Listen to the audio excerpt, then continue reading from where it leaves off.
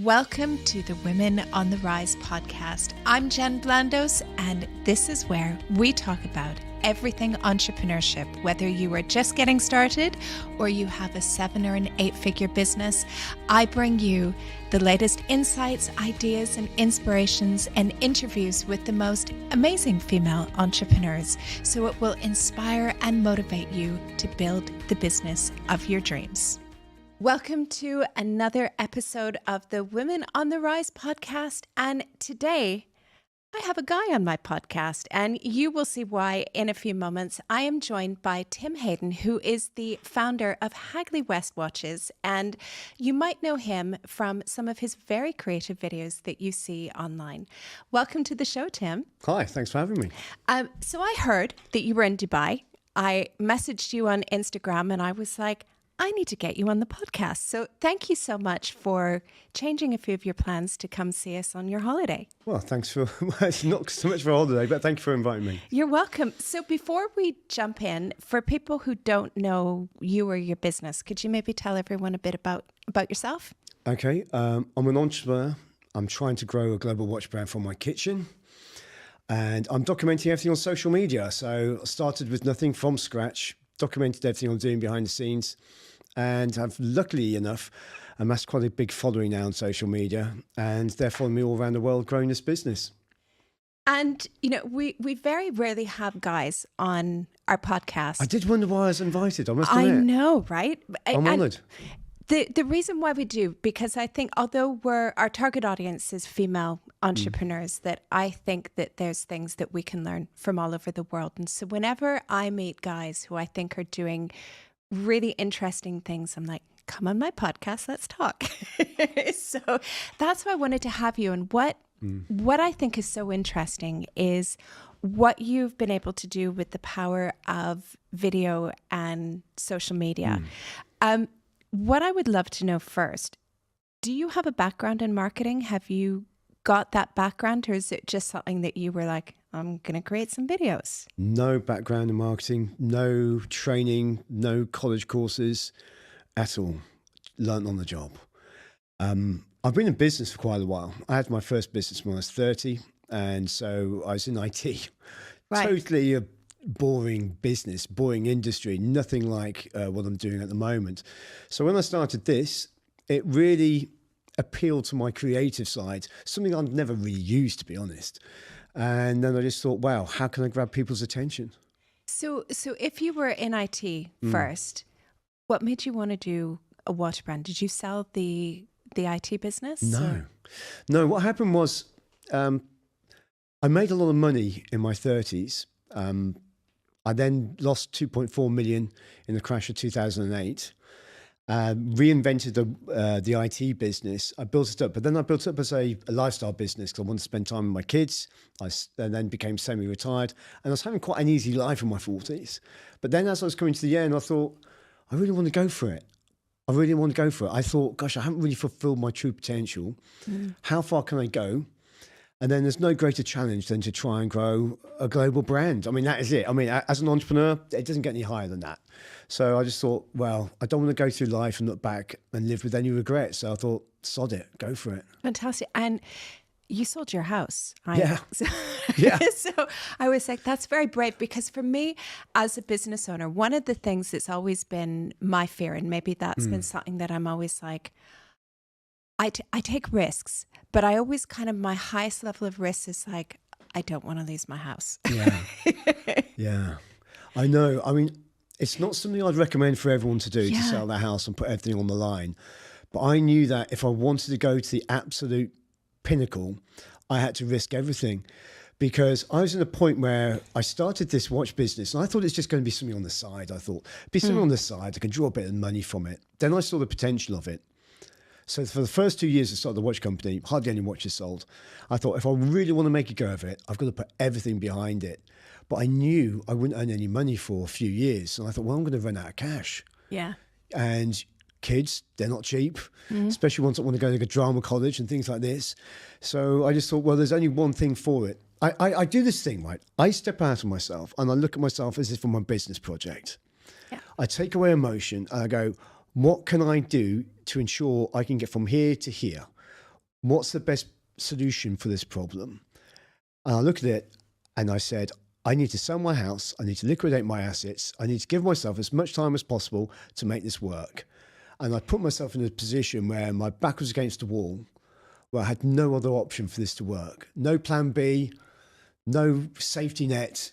It just had to work. I put myself in such a position that every day I got up first thing in the morning and I just worked at it every day. Yeah. And I'm still in that position now. I still feel like I've got my back against the wall. So yeah, but it is that it's that risk, right? And how far are you going to go? Because a lot of that resonates with me. Like I've had business since I was 28. I'm hitting 50 this year, and it's kind of like go big or go home, right?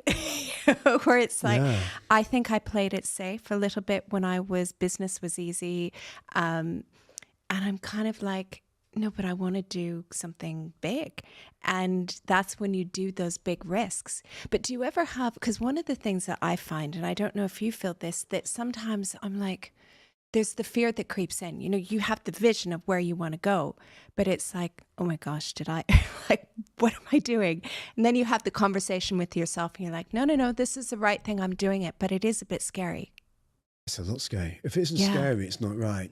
Yeah. I heard someone say a quote the other day, if you go to the gym and enjoy it, you're not doing it right. You're not pushing yourself outside your comfort zone. The business is scary. I'm still scared now. I mean, I look at what I've got to do this year.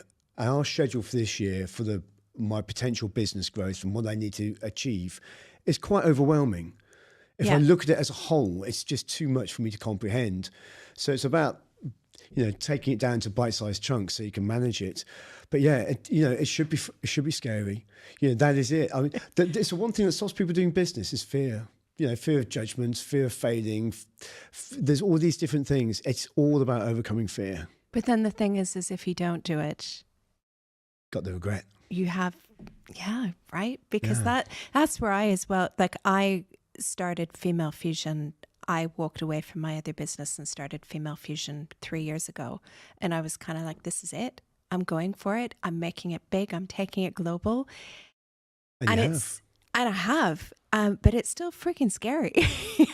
Like the same thing like you, that I look at the international schedule, and I have a period coming up in March, April, May, where I think that there's a period of 1 week where I'm not on a plane.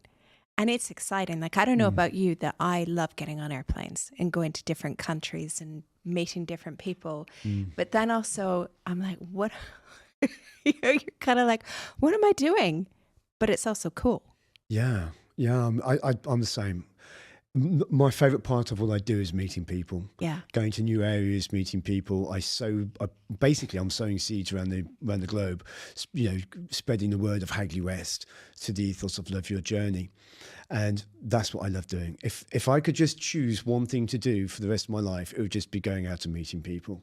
So interesting, because this is a conversation that we're having within my business as well at the moment, where you get to a certain point where it's like you want to work on what you're good at. And I'm feeling that as well, where I'm like, I want to go meet people. I want to travel, go to the events, meet our members, do the podcast, speak at events. But then there's still the running of the business. Have you managed to get yourself out of the business that you can just focus on the meeting the people? Or are you still operationally doing everything as well? Well, my aim is to make myself redundant from every single job within the organisation. And that you can't do that in one go. Right. That has to go in steps. So when starting the business, I was packing the watches, I was putting them in the envelopes, I was taking to the post office, I was doing everything, bookkeeping, like every small business starts off when you're just on your own doing it. Yeah. And then one by one, as the business grows, you look to push aside different roles. Now, I am useless at admin. Useless. Yeah, I hate it. Exactly. Well, there's no point in doing something you hate. Yeah. I know what I'm good at. I know what my strengths are with the marketing and also the interaction with the audience. That's my strength. Now, I need to get myself to a position where I'm just doing that, and also the business strategy, the overall business strategy. We're getting there. But it's going to take time. Yeah. It's going to take time. This is where the patience builds into it, because I wish I had that little wand I could wave over the business and go, right, okay, that's all sorted. But you have to grow it in steps. It has to be financially viable. But that's part of the journey, right? Absolutely. And this is like, do you have a person who's handling operations in the business for you yet? He's sitting there behind you. Right.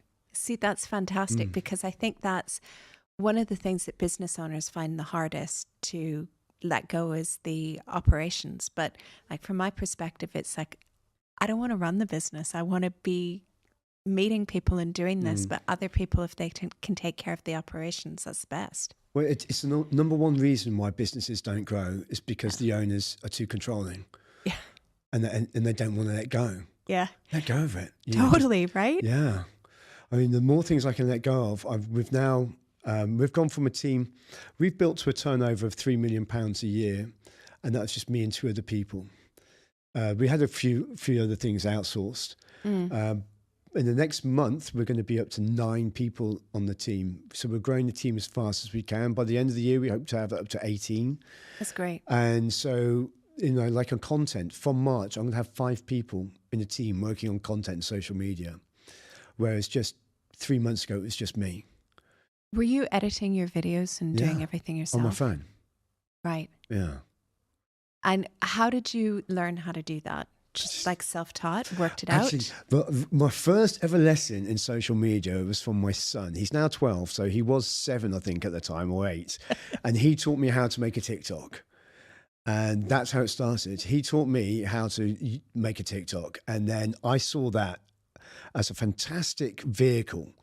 I just looked at it and I thought, gee whiz, the reach on this, the organic reach, the attention of people. And I love watching people. I like seeing how people react to different things.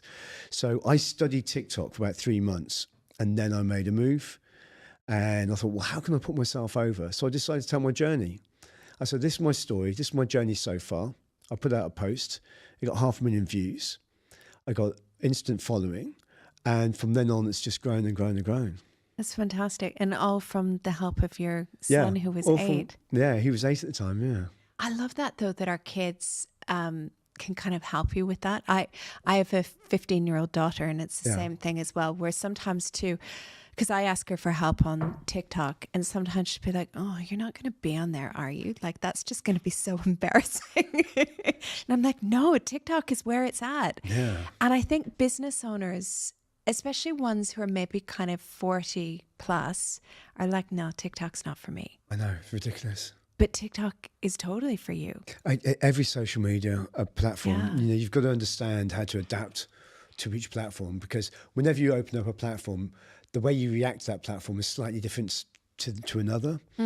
And I hear that a lot, what you said, especially with middle-aged people. They look at it and go, oh no, TikTok's not for me. I said, well, it doesn't matter what's for you. Think about what's for your audience. Yeah. And it's almost like I don't know whether it's a naive or it's an arrogance where people look at something and they look down on something just because they think it's for the new generation. Well, it's the new generation who are buying my watches. In my case, it's the new generation that was watching your podcast. Yeah. You have to be present. You have to be present where people's attention is and learn how to adapt to grab their attention. And did you, when you went online, one thing that I see that prevents especially business owners from really showing up online is that fear again, but the fear of being seen. Yeah. And, because with that, you get people who are like, you're amazing, I love you so much. And then you get other people who are like, you suck. Yeah. Did you have that fear at all? No, I really don't give I'm almost swollen. I really don't give a damn about what other people think. And that is huge. I didn't realize just how much people get affected by that. People that don't like to be on camera, people that don't like to be seen or heard, the fear of judgment of others. But yeah, you do get a lot of praise and you do get a lot of negativity. And the best thing to do is people say, oh, ignore the negative, or I say ignore the positive as well. Well, sometimes with the negative too, you can maybe pick up if there's any problems or challenges in your business. But I met Stephen Bartlett this weekend from Diary of a CEO, and he said one thing this weekend where he's like, I do a post or I schedule a post and I walk away. He's like, I don't look at it. I don't look at the feedback. People tell me that they've tagged me. He's like, I never see it because, you know, as much as it will make me feel amazing when people tell me how great I am, I don't want to see the other stuff as well. And I thought that's really fascinating. Like when you get to that level of awareness, it makes sense. Well, the thing is, I think one of the strengths of realizing you don't need anybody else's justification. Yeah. And when you can cut off the noise, it's like, you know, my following has grown and grown and grown. It's got to the point where a lot of these comments is just like background noise. You could go into a bar and I'm focused on talking to you and there's lots of noise in the background. I don't listen to that. I'm focused on the person in front of me. And I think that's how you must approach social media. If you listen to all the praise, you're going to think you're something special. Yeah. And if you listen to the negativity, you're going to think, oh, I'm doing this wrong. Oh my gosh. You know, you could put out the same post and one person will say you're brilliant. One person will say you're horrible. One person will say you're, I don't know, some sort of a maniac. Yeah. Everybody reads it in a different way. But everybody has an audience as well, right? Like that's the thing I say to my members is I'm like, you're going to resonate with somebody. Somebody needs to hear what you have to say. Absolutely. Yeah. And I wish people would see that more actually, that if they show up, that there's going to be people who want to hear what they have to say. Yeah. Yeah, definitely. That's one of the reasons why, you know, I use Love Your Journey. It's always like an ethos of mine going up, especially through my 30s. The life lessons you learn, you really sort of learn the real life lessons during your 30s. You think you learn them in your 20s, but you really learn them in the 30s. And then you get to the 40s and you become this wiser older guy, I guess, or wiser older woman in your case. Yeah. You know, but when I went through this process, I realized that the whole purpose of life is the joy of the process of going through it, the joy of learning. And that's why I use Live Your Journey. And so what that enabled me to do was go over to the audience and I said, this is where you should be. Because I see a lot of entrepreneurs saying, you too can be an entrepreneur. You should be an entrepreneur. You should be this. No, you should be whoever you want to be, whoever you think you are. So, you know, look at yourself, understand who you are and love your journey. Because it doesn't matter what your journey is. Everyone's got one. So everybody can resonate with Love Your Journey because it touches everyone in a different way. So that's why Love Your Journey has been so successful. So let's tell everybody about, let's talk about this. Let's talk about the Love Your Journey.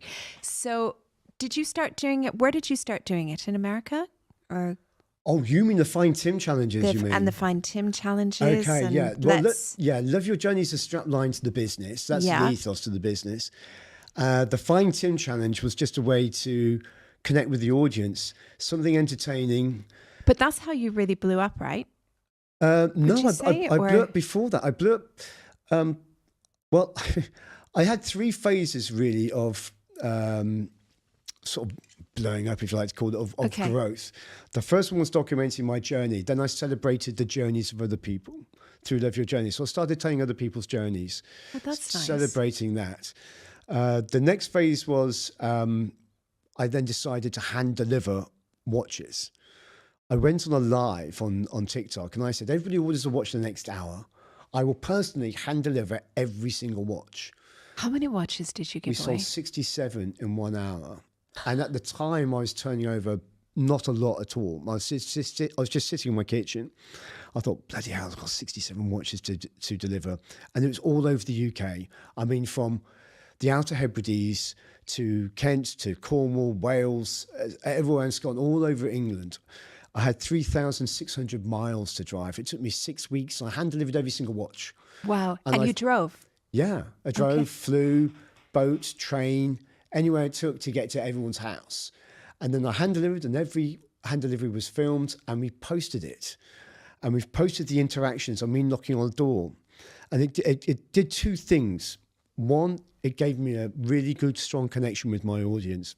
And 2, most importantly, it made me really understand my audience, really made me understand and see who they are. Because when you're building an e-commerce brand, a lot of people, and so many people do this, they sit behind the computer and they don't actually go out and see their customers. But this is like for all businesses, right? It's not just e-commerce that there's I know what my customers want. It's like, do you? Have you asked them? Yeah.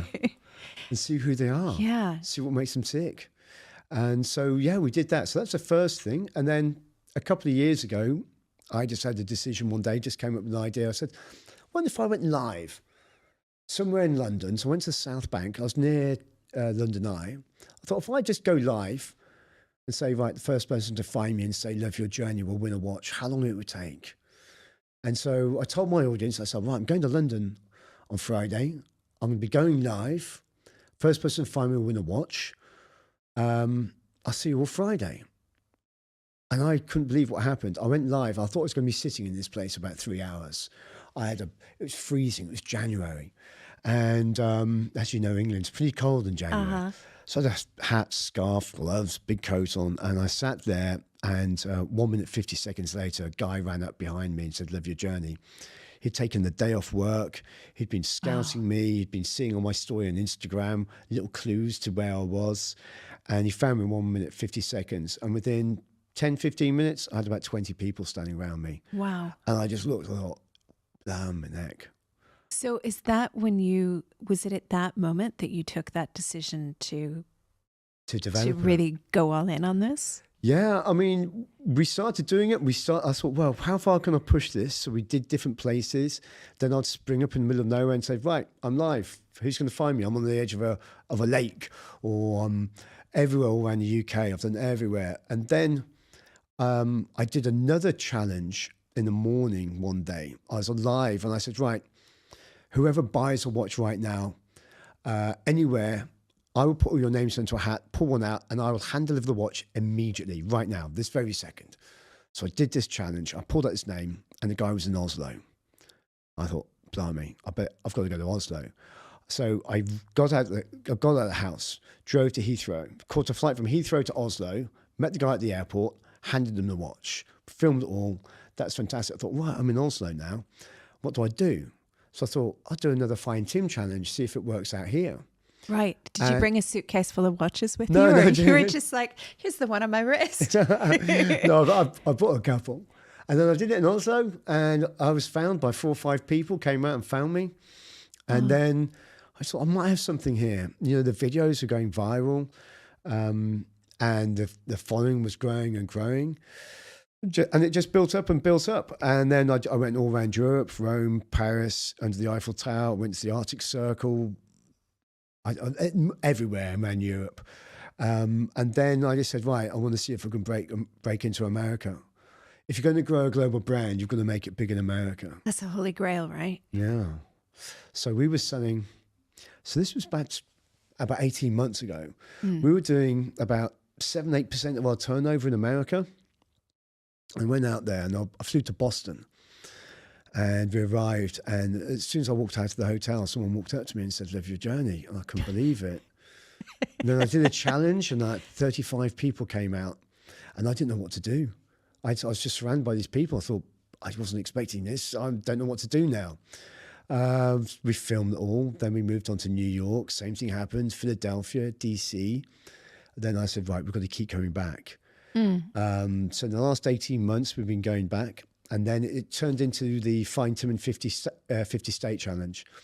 So I've now been to 39 states in America.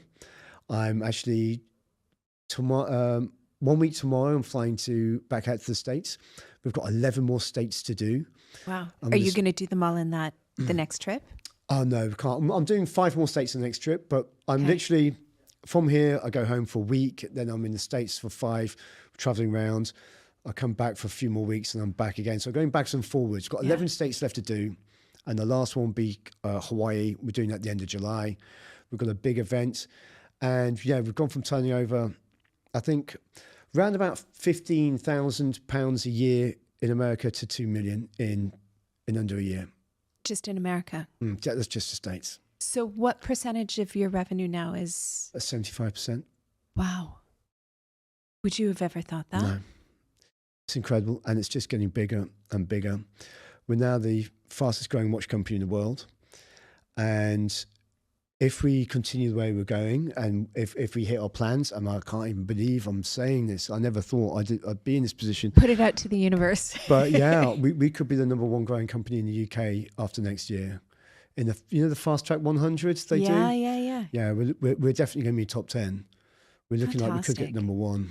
Congratulations. Well, we're not there yet, so don't count your chickens. But I mean, it's looking good. But it's stories like this, and this is why I wanted to have you on the podcast, because it doesn't matter whether you're a man or a woman. Yeah. That it's such an interesting story to go and show other people that you come up with the right idea, you have the dedication, you have the creativity, and you just stick with it, and how you can grow. And I think the important thing to say is you don't have to come up with the right idea day one. No. That's what a lot of people think. I think, I've got to come up with this genius idea for day one. No. Just start. Start. But what you're doing when you start, like in the beginning, is totally different. 6 months, 12 months down the line, you didn't even know where you're going to go. 7 years ago, I started this business. If someone had said to me, I'll be in Dubai on a podcast, I've just been found on the Palm, I've handed a stranger a watch, I've done a charity video about some cricket pitches we're building in South Africa, I just thought you would be nuts. I could have never have imagined this. Never.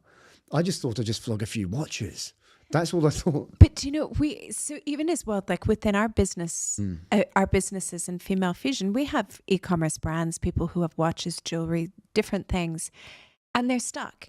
They're doing ads on Instagram, Facebook, maybe some Google ads, and they don't know how to grow their business. Like, did you start out doing that, like the social media ads? I had no idea. Yeah. I had no idea what to do. But the thing with business is that you've got to really look at things, and you've got to be really brutally honest with yourself. Is this working? If it's not, stop it. What's it, Einstein saying? The definition of insanity is to keep repeating the same thing, expecting a different result. Yeah. So I started the business. I had no idea. I'd never had an e-commerce business, never done a B2C business, never done any social media at all. All mine was B2B IT stuff before. I've come onto this. I had somebody advising me on how things would work. It didn't work that way. There should be massive organic growth on Instagram. That didn't happen.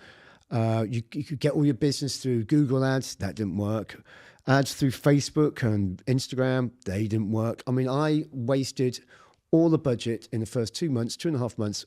All the money had gone. With all the ads run, didn't do anything. I went 83 days without selling a watch. 83 days. When I launched the business, we sold 6 watches in the first 6 minutes. I thought, this is easy.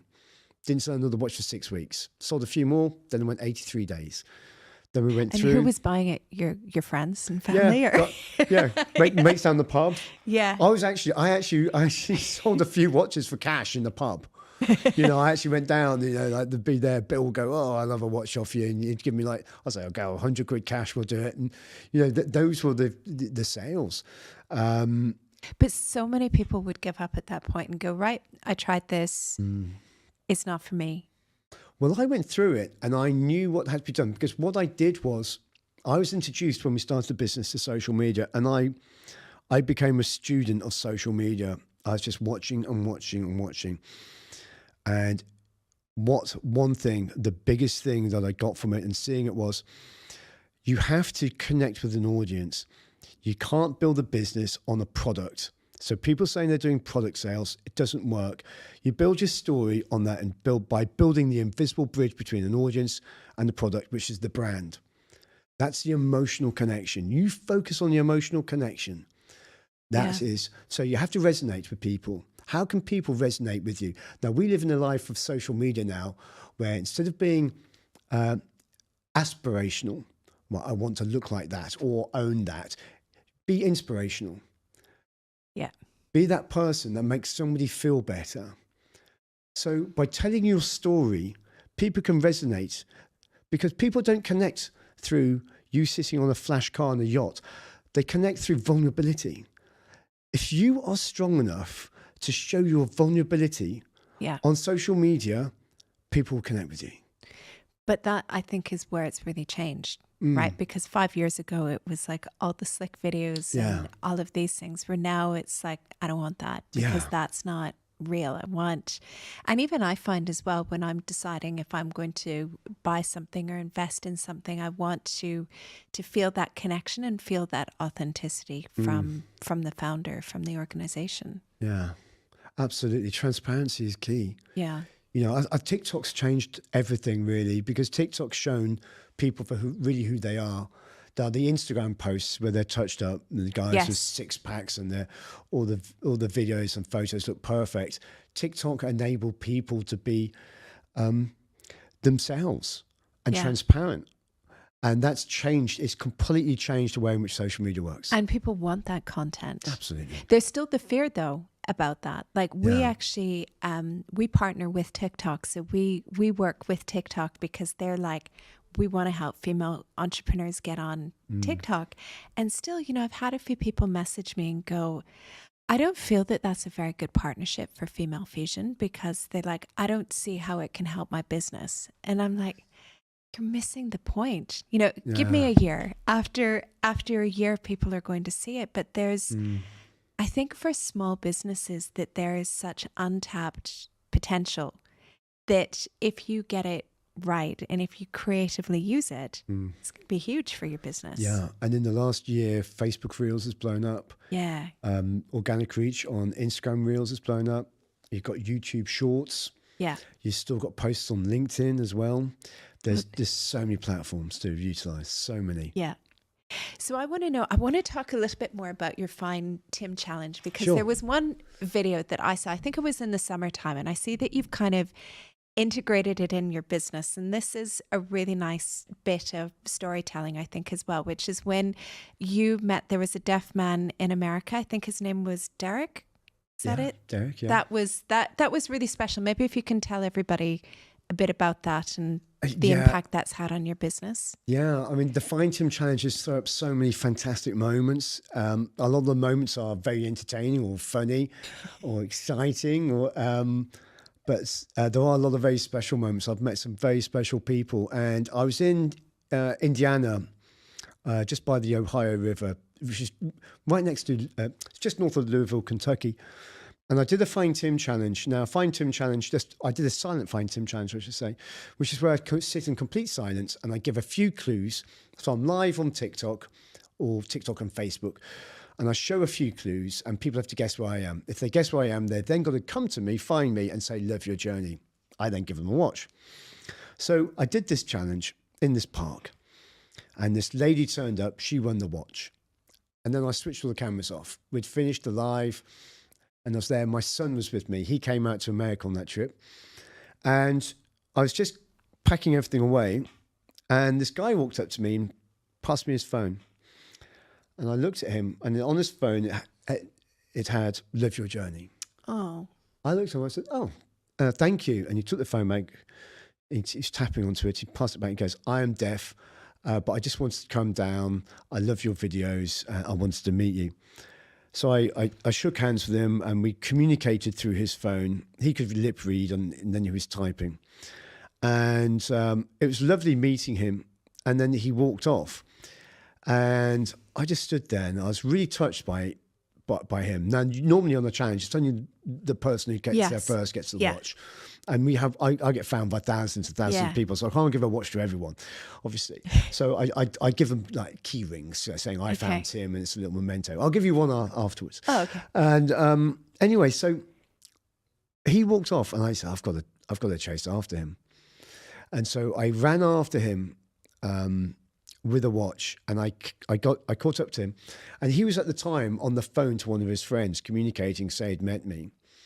And so I communicated through his friend that was on the FaceTime, and I said, I want to give him this watch.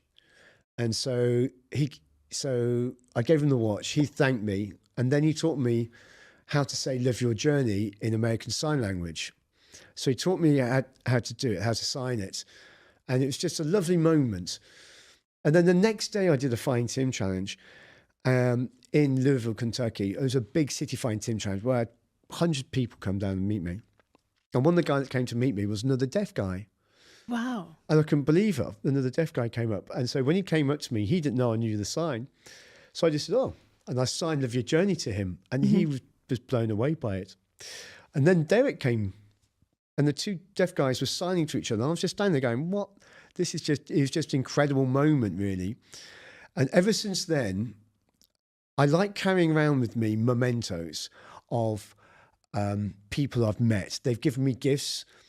I've got like bracelets, and there's different things that are in my bag. There's different things I've got in my kitchen of all gifts I've got. And one of the gifts I got, I think one of the most amazing ones, is being able to sign Live Your Journey. So now at the end of my videos, I sign off by signing Live Your Journey. So I say, love your journey. So I sign it at the end just to bring more awareness to sign language and the deaf community. I'm hoping I could do more with the deaf community. There's a few ideas I have, because I love supporting charity, so I hope I could do some more. But yeah, that's a gift I got given. That was incredible. Lovely. I love that. And I noticed as well, even that, because I was snooping around on your website, that you've even got T-shirts showing the sign language on that as well, which is cool. Yeah, it's one of my things now. We launched Hagley West clothing, and one of the T-shirts has a sign language on. That's fantastic. Now, I would love to know, going global, it's not easy, but it's fun because you get to see different places. Yeah. Your plan at the moment, because I know you make a big deal on social media when you have an order from a country you haven't had an order from. It's getting to the point now that there's not many countries left, is there? Do you? We're 106 countries are sold into now. Okay. I think the last one was the Falkland Islands. Oh, no, there's one after that. I can't remember which one it was now.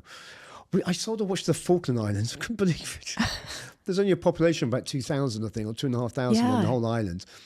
And then, last week we sold a watch to the Falkland Islands. And then 2 days ago, another person from the Falkland Islands ordered.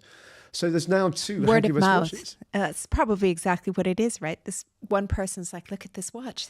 What? They ship here? Get me one. Do you know what? You just hit the nail on the head there. Word of mouth. This is something which I say to my guys all the time. And a lot of people ask me, they say, what are you doing with the business? And I said, every business thinker, every business owner should be thinking, how can I encourage word of mouth? Yeah. How am I encouraging word of mouth? So all those stupid little things I do, running around here, there and everywhere, the Find Tim challenges, the story of me selling the house. My intention is that when Bill walks into the office on Monday with this new Hagley West watch on, and Dave says to him, oh, you got a new watch. Instead of him just saying, yes, I have, I want him to say, oh yeah, there's this bloke on TikTok. He sold his house. He flies off here. He's on a Find Tim challenge. He's in the Arctic Circle. He's in Cape Town. He's in Dubai. Yeah. He's done this stuff for charity. You should have seen me the other day. Here, watch one of his videos. That's what I want Bill to say when he's wearing my new watch. And that's encouraging word of mouth. So that's the cornerstone of our growth. I love that. So what's next? What are your big plans for the next year? Oh my gosh. What's your, actually, do you know what I would love to know? What's your big vision?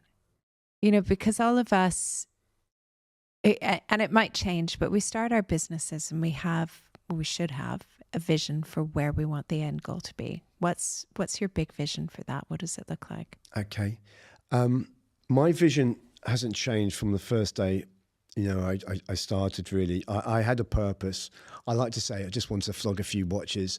That's kind of a bit of a joke thing to say, really. Yeah. I had a vision. The reason I'm doing this is that my purpose is to grow a global watch brand. Now, what does that mean? It's infinite. It's infinite. How it could be massive. There's no number directly correlated to that. I do get asked sometimes about a number, and sometimes I make a number up just to appease somebody, but there is no number. I just want to grow the biggest brand ever, the biggest brand that I'm capable of doing. Now, will I be able to grow the biggest brand ever in my lifetime? Probably not, but I'm going to enjoy the process of trying to do that. And that's what I love. It's the journey of doing it. So I don't have an end goal. There's no specific end goal for me. I'm just enjoying and loving my journey of building the brand, and that's all I'm working on.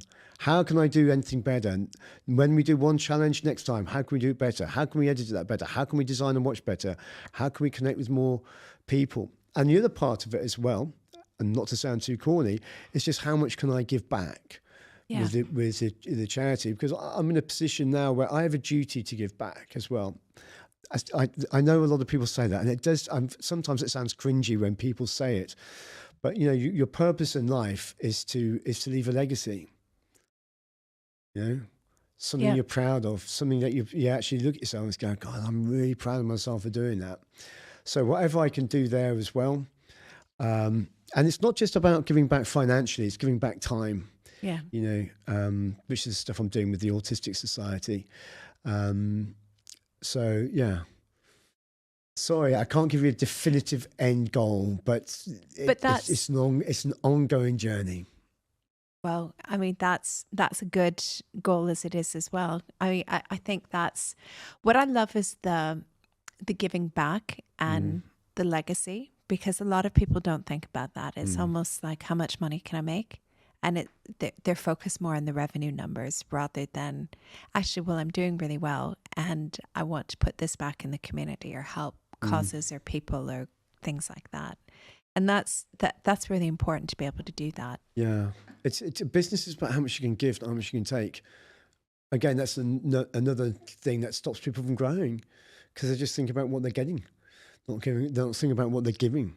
It's and that's from content. What am I giving? What value am I offering in this piece of content I'm putting out? Am I educating you? Am I informing you? Am I entertaining you? Those are the only three things you can do in content. That's it. And then with your audience, what value am I giving them? I give away a lot of watches. And I give away a lot of watches because I want to give value to as many people as possible. I give away discounts to people who regularly come on my lives. I'm always looking to give as much as I can. We're doing the event in Hawaii. I'm going to be giving away 50 free watches and probably about 500 free items of clothing. And that's just going to be one big, massive event where I give away. And entrepreneurs are scared to do that though sometimes, and I see that and I'm like, why not? Like, why not? Because giving back like that, and also as well, if you think, what would you spend on ads? Right? Like, you're doing all of that and you're building relationships, you're building goodwill. People are going to take that and go, look at this watch that I got, look at this t-shirt that I'm wearing. Encouraging word of mouth. Yeah. You're encouraging word of mouth. You're meeting your audience. You're creating content. You're creating buzz around your organization. You're doing good. Where's the bad? Where's the negative? Where is the bad in that? But people just go, oh, hang on a second, he's giving away money. You were talking earlier about people putting money into ads and they're not working. Stop spending money on ads. Yeah. Build it organically. Build it organically. The ads can be part of a funnel system, I guess, to bring in sales. They can be part, but the ads shouldn't be at the top of the funnel. They should be in the middle somewhere, just reaffirming what you're doing. Exactly. The brand awareness has got to come from organic reach. I mean, if I was to pay for the number of views that I'm having at the moment, I mean, I get between 60 and 80 million views a month on social. If I was to pay for that, it costs hundreds upon hundreds of thousands of pounds and dollars a month. I just wouldn't be able to afford it. No. But, I can fly to Arizona or California, do some events. Yeah. There's a cost of the travel, of course.